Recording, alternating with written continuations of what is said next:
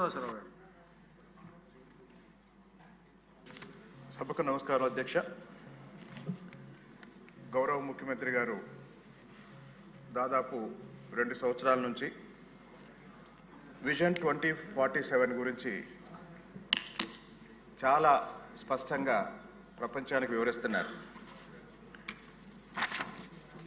చంద్రబాబు నాయుడు గారి విజన్ 2047 ప్రకారం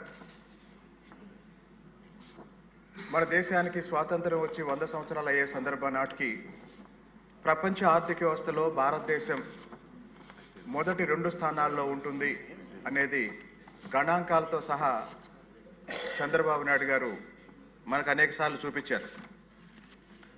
అలాగే యువగళం పాదయాత్ర సందర్భంగా మన యువనేత యువతరానికి ఇచ్చిన ప్రధానమైన హామీ 20 లక్షల ఉద్యోగ ఉపాధి అవకాశాలు.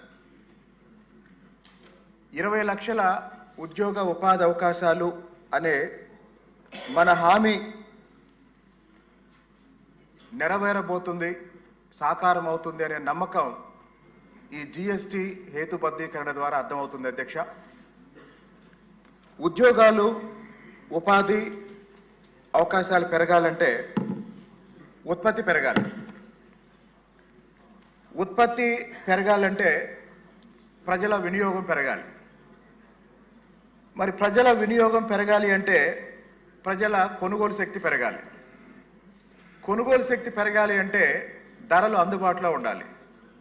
ధరలు అందుబాటులో ఉండాలంటే పన్నులు హేతుబద్ధంగా ఉండాలి.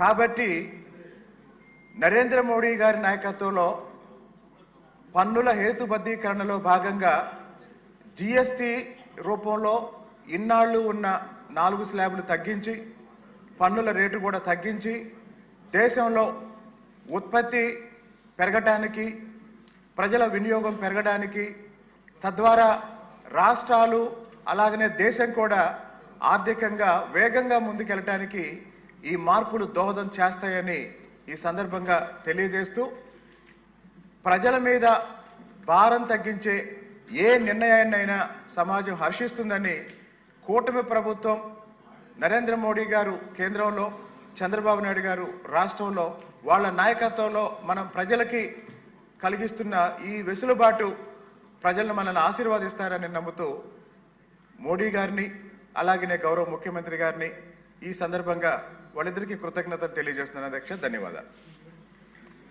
రామాంజనేయులు గారు ప్రతిపాడు. అధ్యక్ష ధన్యవాదాలు అధ్యక్ష. ఈరోజు సభ్యులందరూ కూడా జిఎస్టీ తగ్గుదల గురించి